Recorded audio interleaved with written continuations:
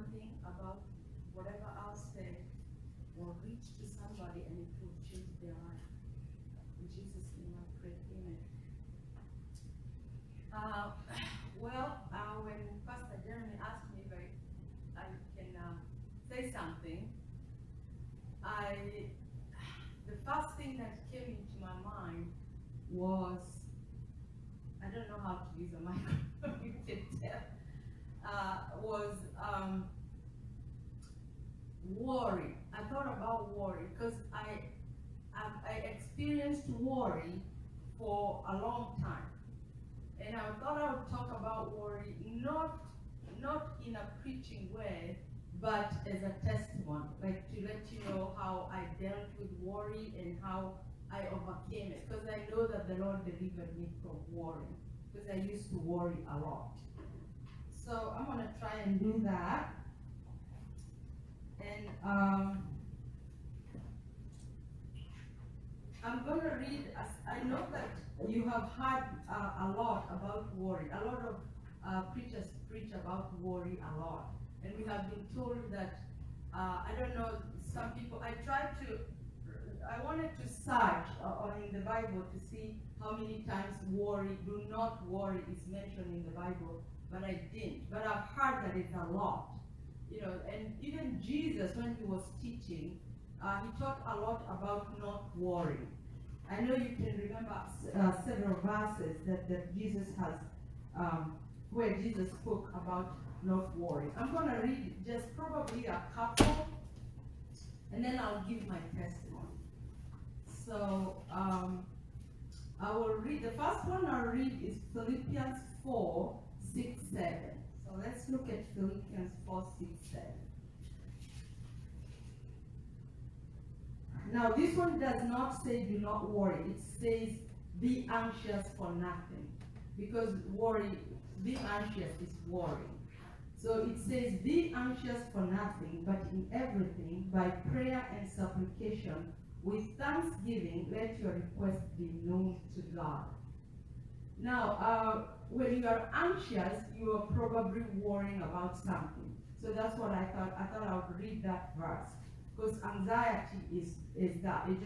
It's something that is very disturbing. And that's what worry is. When you worry, it just disturbs your spirit. It makes you, even it hurts your health, as a matter of fact. Because what it does, it brings you stress. And then stress, affects your health. And worry is a horrible thing. I can tell you that when I used to worry so much, I worried so much, and then the Lord delivered me. And then after I got delivered, I still wondered why I wasn't worried. Because I worried so much. Like things are going on well, and you're thinking, I'm waiting for this thing to happen. And I'm thinking, why am I not worried? Because I worried so much. And it can become almost a lifestyle. And it can become normal to you because you worry about everything. So the Bible tells us there, be anxious for nothing, but in everything, by prayer and thanksgiving, prayer and supplication with thanksgiving, let your request be known to God. The other one I want to read is Luke 12:24. This is where Jesus talked about not worrying about, look at the birds of the air and all that. Let's Luke 12:24. Sorry.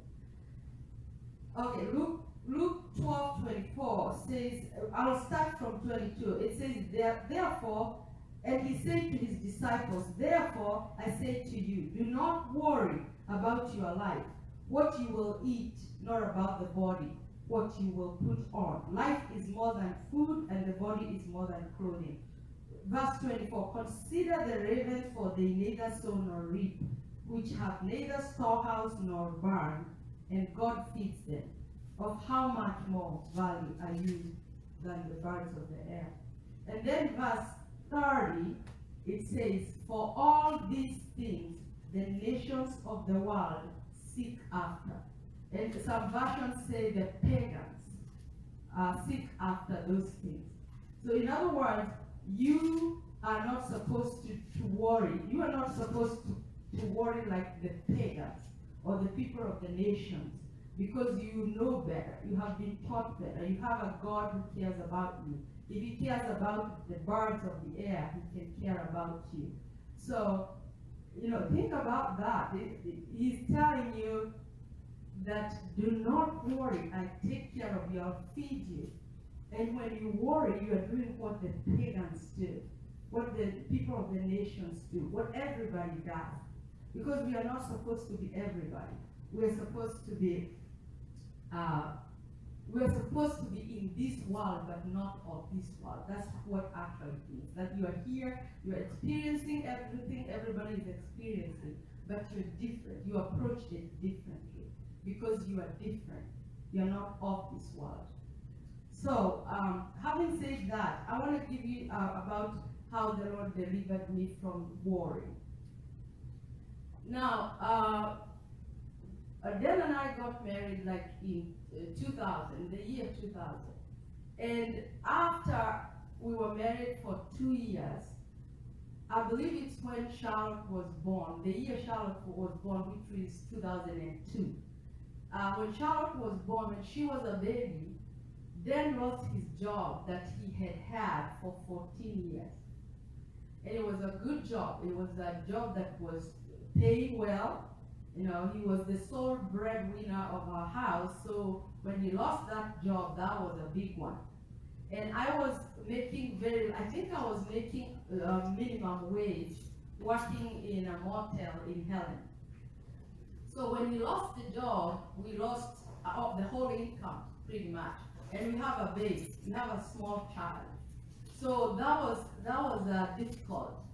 And I'm not going to say my worrying started there, but I was always somebody who worries about, how am I going to pay the bills? How are we going to afford this? That kind of stuff. So he has lost his job, and here I am, I'm earning minimum wage. So when he lost his job, now the worry sets in really good, all right? So it's worry every day. I remember I would wake up in the morning, and the first thing in my mind was, how are we going to pay the bills? How are we going to pay that? How are we going to pay that? That's all right? So it continued. Then went for, I believe, a year and a half without a job. And he's looking every day. So 1.5 years, he doesn't have a job. He tried to do handiwork, building stuff, it was hard, for somebody who has not done that before. But for 1.5 years, he looked for a job every day, and he could not find a job. So finally, he found a job that was $20,000 less than what he was making. So you can imagine the step down, So, you have to learn how to, reduce the expenses and all that, which is a good thing, but still it hits you hard. So he got this job making $20,000 less, and he was driving downtown Atlanta every day to that job, back and forth, from Cleveland to downtown Atlanta every day. So, and I'm still making minimum wage.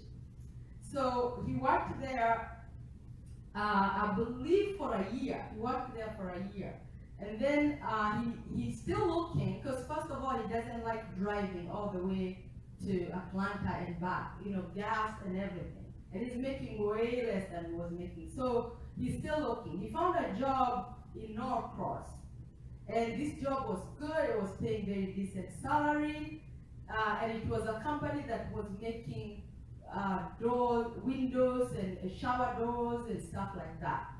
And then, I don't remember how long he worked there, but the housing market collapsed. Remember that year when the housing market collapsed? They were laid off. So he got laid off again. Now again, he doesn't have a job. I'm still working on my minimum wage job. So then, after he lost that job, he went for 1 year without a job, looking and looking. And I believe that is when, at that moment, I was going to school. I was going to Piedmont College.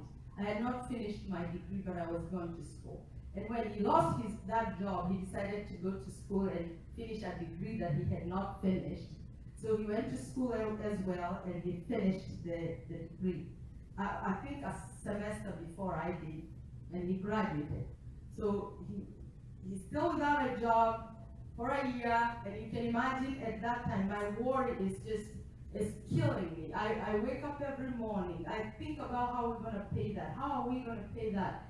And you know, the thing about worry is that, just like Jesus said, it doesn't help you in any way. You know, you are worrying, but that worry doesn't help you at all. If you can hear one thing today, worry does not help you at all. It doesn't change anything. It doesn't bring the help closer to you. In fact, it ruins your life. It just makes you miserable. It makes you sick. You get sick. And I'll tell you how I got sick.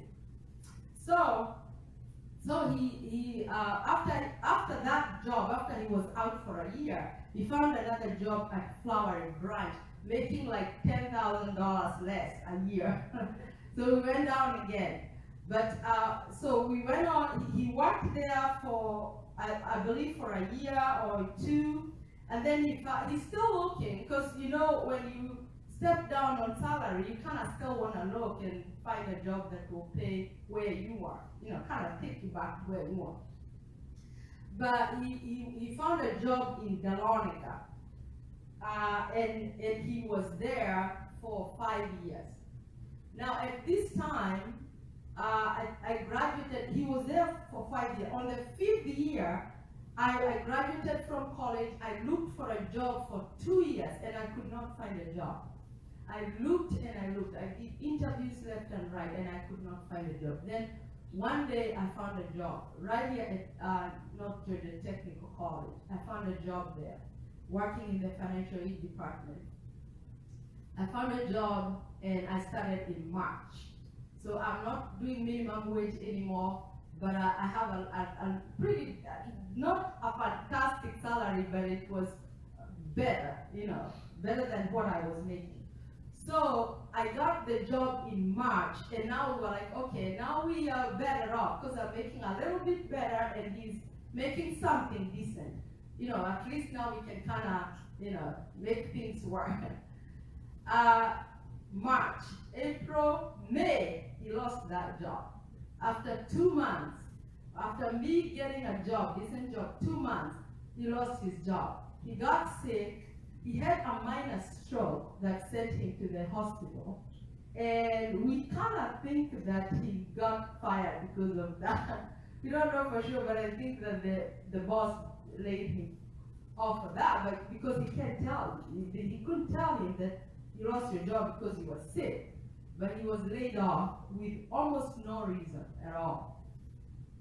So he got fired from that. That one, he was pretty much fired. So we went, I don't remember how long we went after that, but probably 6 months about. So he stayed without a job for 6 months, and then he found a job at the prison, an Alto prison. He found a job there. The job that he got there, he was making less than I was making at North Georgia College, with a very little salary. And I remember I was actually telling my daughter, when he got that job, I cried. Instead of celebrating, I really actually cried, because I was like, no, that can't be real. You know, that's the salary? Like, how is that even possible? So I continued with my worry. I worried every day. I tried to figure out, you're trying to figure out how you can fix this. Do you need to look for a new job? I have a job, I have a child. When you have a child, it's difficult to do 2 jobs and stuff, So I continued with my worry as much as possible. And then, one day, I will tell you how I got delivered from this. Because let me tell you, I worried to a point where I felt like I was on the edge of a cliff. Like, you worry, you try to figure out, you try to think how we're going to pay these bills. and it stresses you so much that I felt like I was on the edge of a cliff, and I was about to fall. I felt like I felt like I could just fall off the cliff, and I don't know. I just remember that. I don't know what cliff I was on. I was gonna fall on. I can't tell you what I was falling off from, but I knew that I felt like I was on the edge. And I woke up one morning, and I would pray. I would pray and ask the Lord, Lord, help me. I trust you. We say that all the time. I trust you. I know you will take care of these things. You will take care of these bills. You'll help us to pay that. But I still worried. I never had any peace. And I prayed that the Lord would help me not to worry. I never stopped. And then one day I woke up and I started thinking about all the times that I have worried. I started looking back. And I looked back and I asked myself, all the times that I have worried, what has changed? It's like this light bulb went off in my head. And I asked myself, what has changed? What has worry changed in my life? And I asked myself, we have never gone to bed without food for all these years that Dan has lost his job, and we went for years without salary, without his salary. We have never gone to bed without food. We have never missed a mortgage payment. we have never missed to go to work because we didn't have gas money. So I started asking myself, what has worry done to me? Nothing. Nothing at all. I did not, there is no one time I can say that. What I was asking myself is, what have I accomplished by worry? Like, what have I accomplished? I haven't changed anything. Things have happened anyway. In the whole long run, he was still losing his job. We were still going a year without his salary. This still happened. The devil did not stop punching on us because I was worried. In fact, that's when he punched more, because he found that I was an easy target. He could punch me, I cry, I worry, he comes back, he punched, I cry, I worry, and he found me to be an easy target. And so he came back over and over again. So that day I asked myself, what has worry changed in my life? What has it changed? Nothing. And I stood there and I said, I am not going to, it's like I made a decision, I'm not going to worry again. I am not going to worry about bills. I don't care whether those cars out there break down, all of them. I do not care. I don't care whether I miss work because my car broke down. I just decided, that's it. I'm not worrying again, and I'm not gonna care whether anything breaks down or bills are here or whatever. And that was the day when I got the ribbon. Like, just like that, I got the ribbon. I realized that worry has changed nothing. All those years, things continue to happen. It doesn't matter how many times I worried, it still happened. He still lost the job. We still went without not being able to pay some of the bills. It still happened. Even though I worried 100 times, it still happened. So I realized nothing has changed, and that's it. I am not worrying again. I'm not going to worry about a bill. I'm not going to worry about anything. And at that moment, I realized the Lord has always taken care of us. The Lord has always provided. The Lord has always been there. So I stopped right there. So then went over there at the prison, and with time, he got promoted. He got a different job, making more than he was making. Things started changing. And I'll tell you why things started changing. Because the devil found that I was no longer a target. He found out that I don't hurt anymore when he hits me. I don't cry. I don't worry. So I stopped being his target. So because of that, things started changing. I started realizing, wow, even we do have some extra money that we never had before, because the enemy has stepped out, have stepped away. You know? And that reminds me of the scripture that says, resist the devil and he will flee from you. Yes. Now, how do you resist the devil? By submitting to God. So submit to God, resist the devil, and he will flee from you. So when you submit to God, when you stop thinking about your problems and grasping those problems as though they are one with you, when you let go, the devil realizes that's how you resist the devil. And when you resist him, he just walks away because he realizes you're no longer a target. And when he hits you, you don't take it, you don't feel it, and that's when he just walk away. So that's what happened. Now there is one verse I would like to read that I read one day after.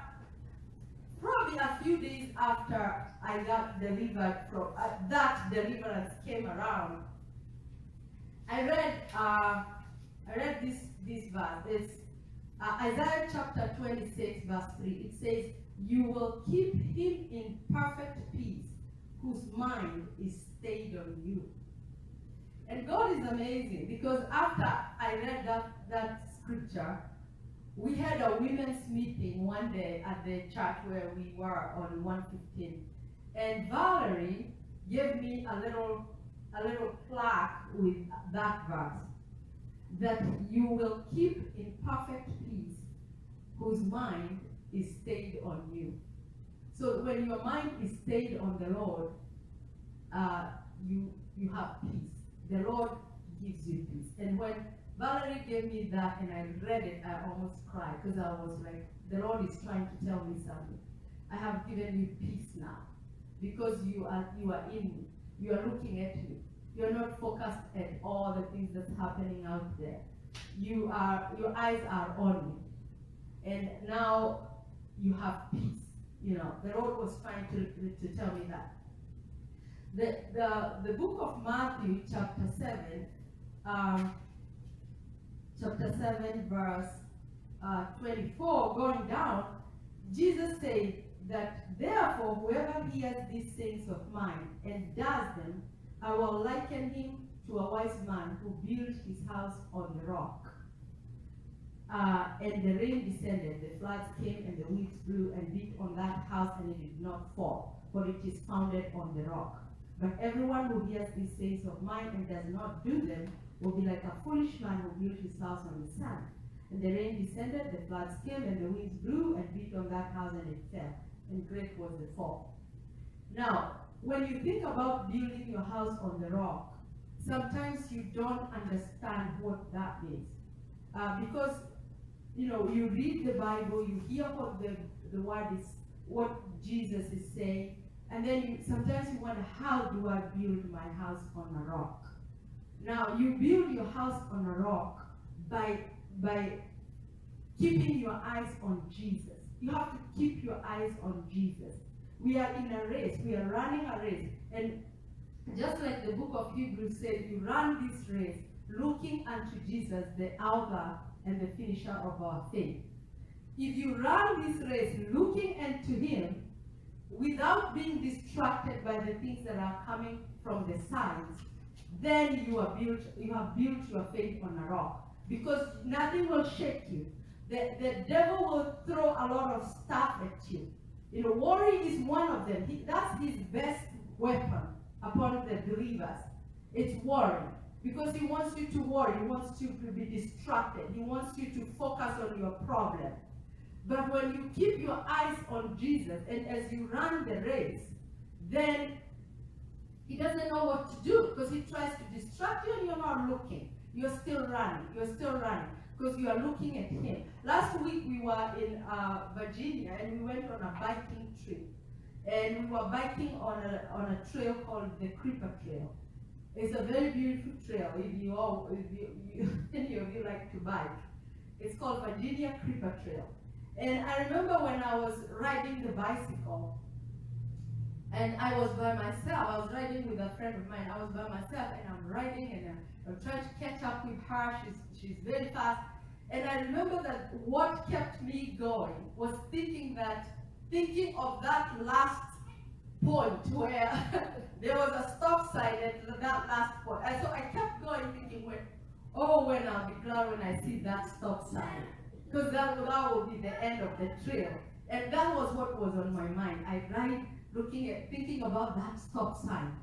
So that's what we should do. You run the race, you keep on going, you know? It doesn't matter what is there, what is trying to distract you. You just keep your eyes on Jesus and you run.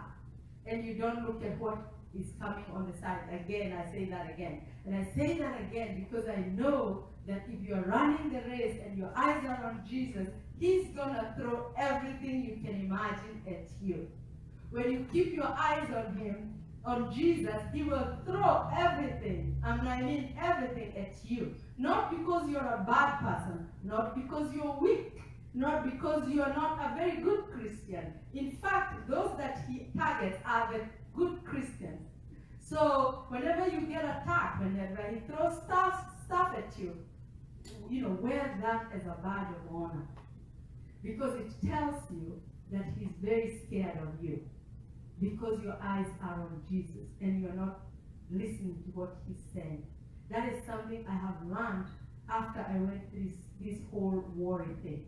I have learned that if you don't pay attention to Him, if He attacks your finances, if He attacks your body, sicknesses or whatever it is, your marriage, if He does that, and you don't pay attention to what He's doing, you keep your eyes on Jesus and you just say, thank you, Lord.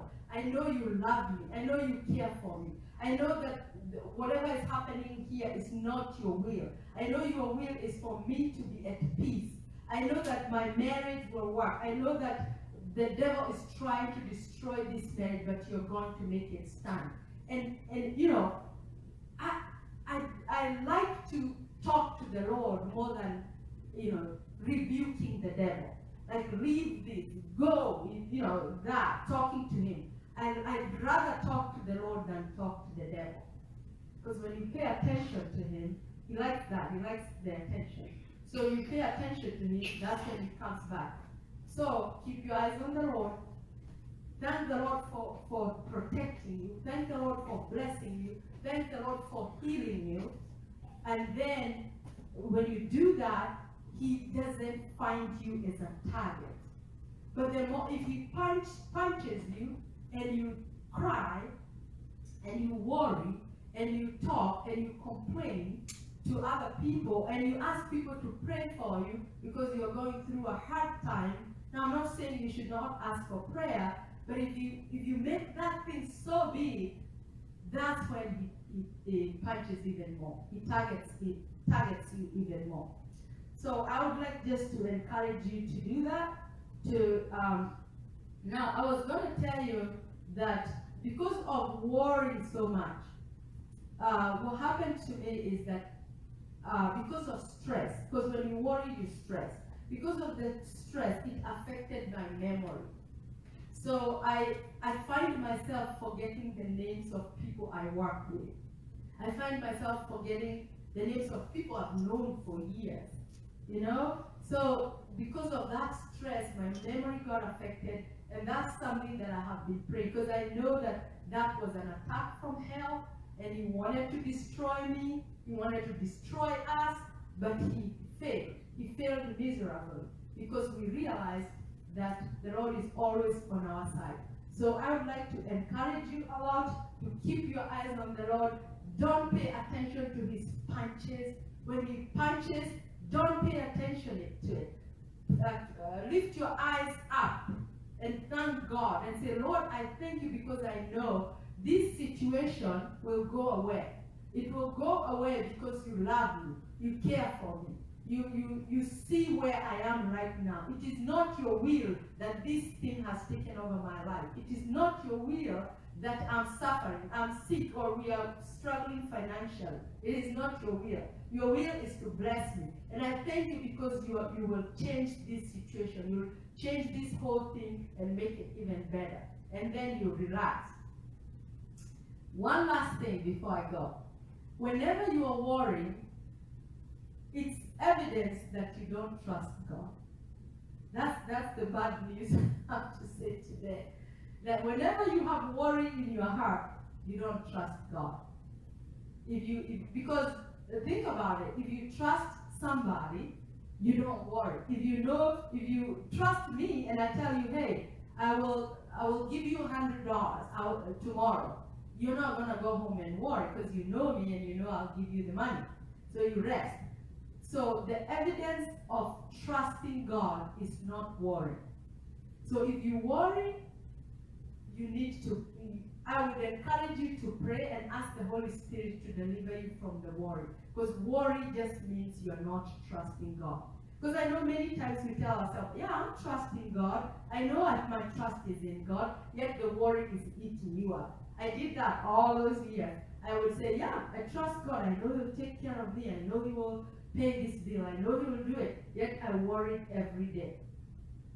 So if you worry, you don't have that trust in God. And you just need to talk to the Lord, ask the Holy Spirit to help you to shift your focus.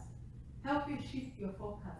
Because He loves us and He cares about us very, very much. And thank you very much for listening to that. God bless you.